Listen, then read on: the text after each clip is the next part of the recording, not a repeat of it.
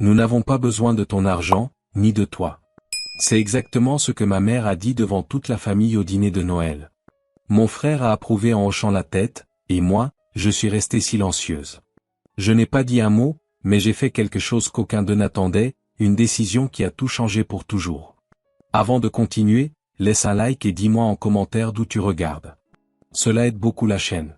Maintenant, laisse-moi t'expliquer pourquoi cette histoire est différente de toutes celles que tu as déjà entendues. Vois-tu, je n'étais pas le mouton noir de la famille, c'était exactement le contraire. Pendant 15 ans, c'est moi qui ai payé les factures de la maison de mes parents. C'est moi qui ai financé les études universitaires de mon frère. C'est moi qui ai acheté la voiture de ma mère. Et tu sais quelle a été mon erreur? Faire tout cela en silence, sans jamais rien réclamer, sans jamais demander de reconnaissance. Et ce Noël-là, quand je me suis assise à cette table et que j'ai entendu ces mots, quelque chose en moi s'est finalement brisé. Mais pas de la façon dont tu l'imagines. Ce n'était pas de la colère, c'était de la clarté, une clarté glaciale qui m'a montré exactement ce que je devais faire. Et c'est ce que je vais te raconter maintenant.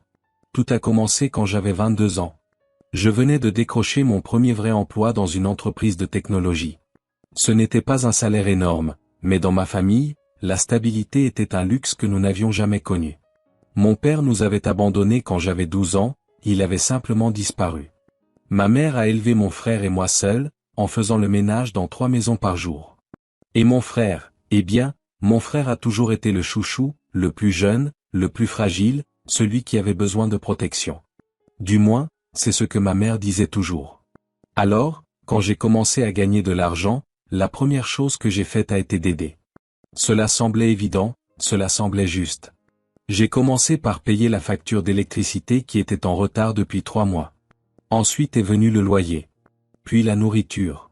Et sans m'en rendre compte, en moins d'1 an, je finançais pratiquement toute la maison. Et mon frère, il était à l'université en train d'étudier le droit. Ma mère était tellement fière de lui.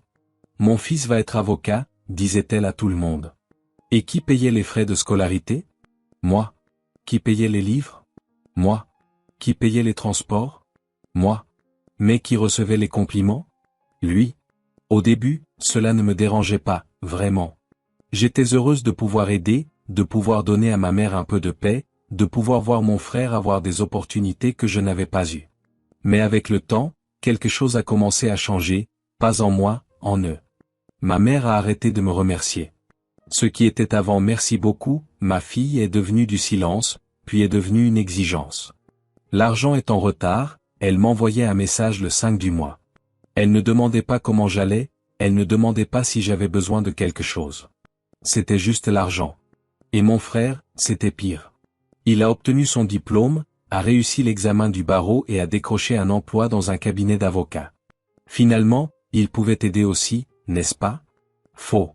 Il a acheté une voiture neuve, a loué un appartement dans le centre-ville, a commencé à voyager tous les week-ends. Et quand je lui ai demandé s'il n'allait pas aider à la maison, tu sais ce qu'il a dit? Tu t'en es toujours occupée, grande sœur. Ça n'a pas de sens de changer maintenant. Et ma mère était d'accord. Laisse ton frère profiter un peu. Il a tellement travaillé pour arriver où il est. Tellement travaillé. Et moi? J'étais en train de travailler 12 heures par jour. J'avais été promu 3 fois. J'étais épuisé, mais cela n'avait pas d'importance. Mais la situation allait empirer bien avant de s'améliorer. Et le moment qui a tout brisé s'est produit 3 ans avant ce Noël. J'avais rencontré Eduardo, mon petit ami, la première personne qui me voyait vraiment, qui me demandait comment j'allais, qui se souciait de mes rêves, pas seulement de ce que je pouvais faire pour les autres. Et après 2 ans ensemble, il m'a demandé en mariage. J'étais rayonnante. Enfin, quelque chose était à moi. Un bonheur que je n'avais pas besoin de partager, que je n'avais pas besoin de financer, que je n'avais pas besoin de mériter par le sacrifice. J'ai couru annoncer la nouvelle à ma mère. Je pensais qu'elle serait heureuse pour moi. Quelle erreur. Et l'argent? C'est la première chose qu'elle a demandé. Un mariage, c'est cher. Tu vas devoir réduire les choses ici à la maison. Je n'ai pas répondu. Je suis resté figé. 15 ans d'aide et sa première préoccupation était de savoir si j'allais continuer à envoyer de l'argent. Mais bon, j'ai respiré profondément. J'ai expliqué que je n'allais pas arrêter d'aider, juste réduire un peu parce que j'allais devoir économiser pour le mariage. Elle n'a rien dit, elle a juste fait un bruit avec sa bouche qui était pire que n'importe quel mot. Ce TSS de déception, de désapprobation. Mon frère a appelé le lendemain. Je pensais qu'il allait me féliciter. Encore une erreur. Maman est contrariée par toi, a-t-il dit. Tu ne peux pas lui faire ça après tout ce qu'elle a fait pour toi. Tout ce qu'elle a fait pour moi. Tout ce qu'elle a fait pour moi? J'ai voulu crier, énumérer chaque facture que j'avais payée, chaque sacrifice que j'avais fait, chaque opportunité à laquelle j'avais renoncé pour m'assurer qu'ils avaient le minimum. Mais je ne l'ai pas fait. J'ai avalé, comme toujours. J'ai dit que j'allais réfléchir et j'ai raccroché. Le mariage a eu lieu. C'était petit, intime, seulement 30 personnes. Ma mère est venue, mais a passé toute la fête avec un visage fermé. Elle n'a pas pris une seule photo en souriant. Elle n'a pas dansé avec moi, elle n'a pas fait de toast. Mon frère n'est même pas venu. Il a dit qu'il avait un engagement professionnel. Mensonge. J'ai vu ses stories à une fête cette même nuit. Mais tu sais ce qui est pire?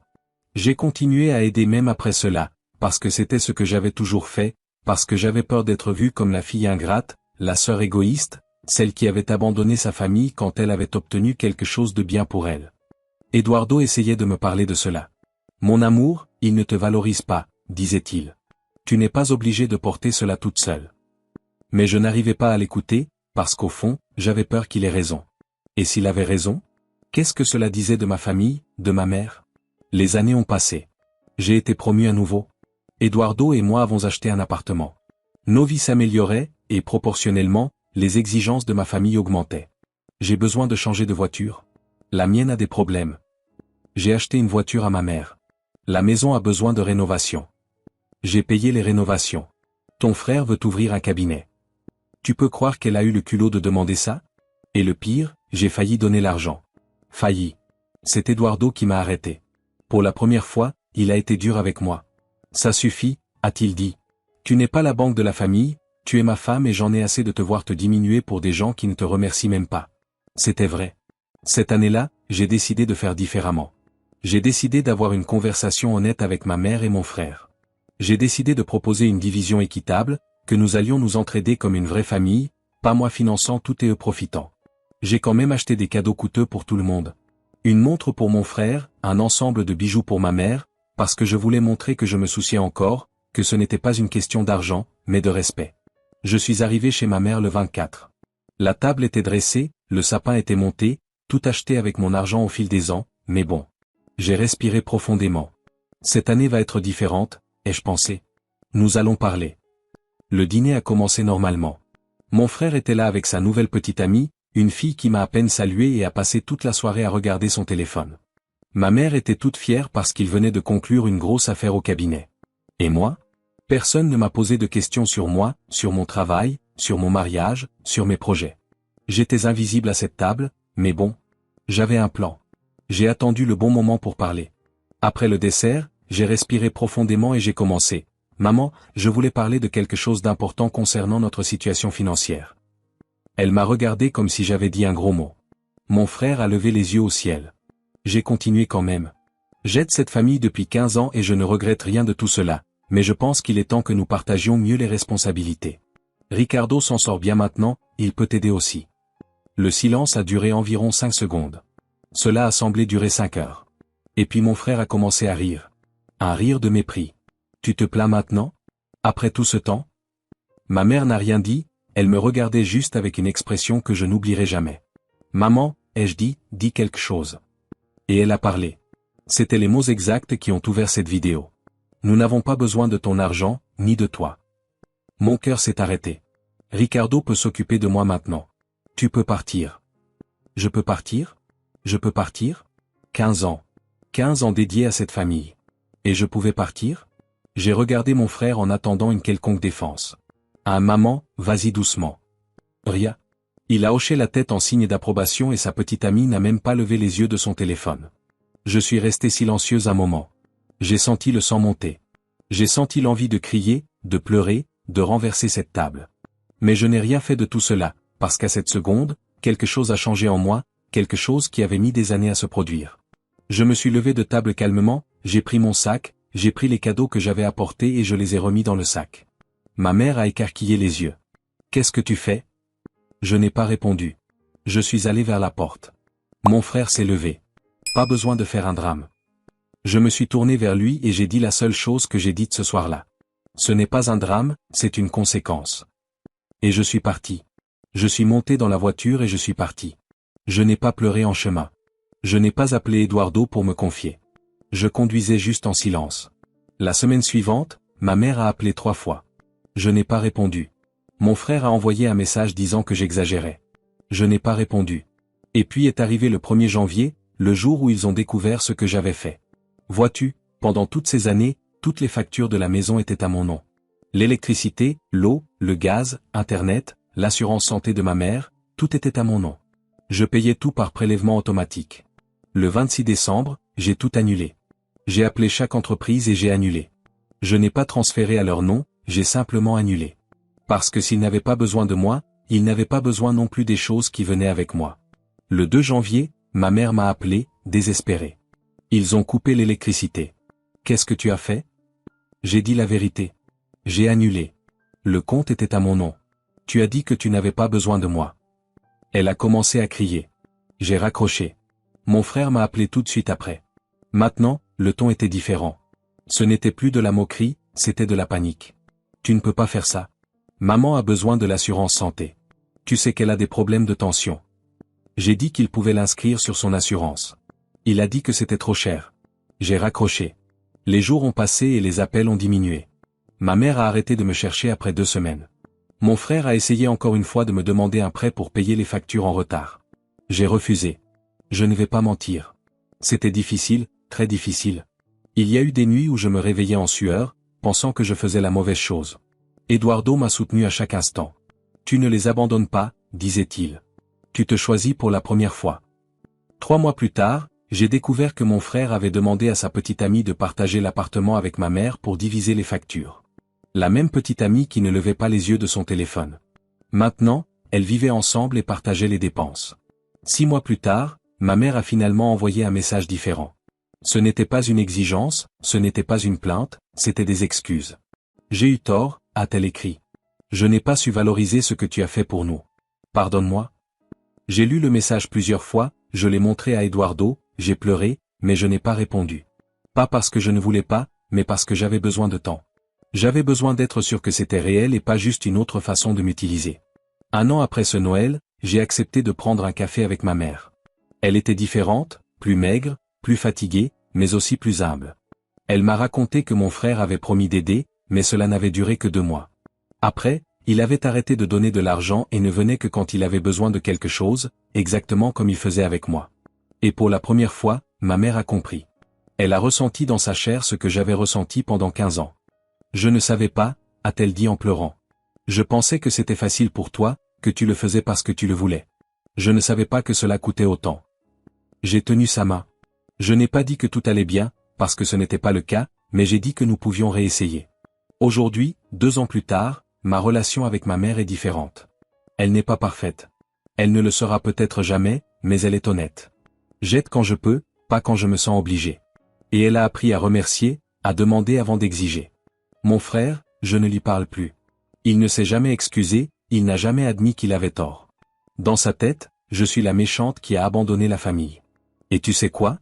J'ai appris à vivre avec ça, parce que tout le monde ne reconnaîtra pas ta valeur, tout le monde ne te remerciera pas pour ce que tu as fait. Et c'est normal. Tu ne fais pas les choses pour que les gens te reconnaissent, mais tu n'es pas non plus obligé de continuer à les faire quand il te manque de respect. Que ai-je appris de tout cela? Que le silence n'est pas de la patience, c'est de l'accumulation. Chaque fois que j'avalais une offense, je n'étais pas mature, je remplissais un barrage et un jour, il allait déborder. J'ai appris qu'aider ne peut pas être ton identité. Pendant des années, je me définissais par ce que je faisais pour les autres. Quand j'ai arrêté de le faire, je ne savais plus qui j'étais. J'ai dû me reconstruire, découvrir mes goûts, mes rêves, mes désirs. J'ai appris que la famille n'est pas inconditionnelle. Je sais que c'est difficile à entendre. Nous grandissons avec cette idée que la famille est tout, que le sang est plus épais que l'eau. Mais la vérité est que la famille a aussi besoin de respect, et quand il n'y en a pas, il n'est pas mal de s'éloigner. J'ai appris que les gens ne valorisent que quand ils perdent. Ma mère n'a pas changé parce qu'elle a réfléchi, elle a changé parce qu'elle a ressenti, parce qu'elle a vécu sans ce que j'offrais. Parfois, retirer ton soutien est la chose la plus généreuse que tu puisses faire pour quelqu'un. Et finalement, J'ai appris que se choisir n'est pas de l'égoïsme, c'est de la survie. Tu ne peux sauver personne si tu es toi-même en train de couler. Et pendant 15 ans, j'étais en train de couler. Je ne m'en rendais simplement pas compte parce que j'étais trop occupé à maintenir les autres à flot. Si tu traverses quelque chose de similaire, je veux que tu saches une chose. Tu as la permission d'arrêter, tu as la permission de dire non, tu as la permission de te choisir. Peu importe ce que les autres diront. Ce qui compte, c'est ce que tu ressentiras dans 10 ans. Veux-tu regarder en arrière et regretter de t'être annulé? Ou veux-tu regarder en arrière et être fier d'avoir pris la décision la plus difficile de ta vie? Le choix t'appartient. Ça a toujours été le cas. Aujourd'hui, je vais bien. Mon entreprise m'a promu à nouveau. Eduardo et moi prévoyons d'avoir des enfants. Et quand ils naîtront, je vais leur enseigner quelque chose que personne ne m'a enseigné, que l'amour-propre n'est pas un péché, qu'aider est beau mais pas une obligation, que la famille est importante mais le respect l'est davantage. Et que parfois, la meilleure chose que tu puisses faire pour les autres est de t'éloigner et de les laisser apprendre par eux-mêmes. C'était mon histoire. Merci d'être resté jusqu'à la fin.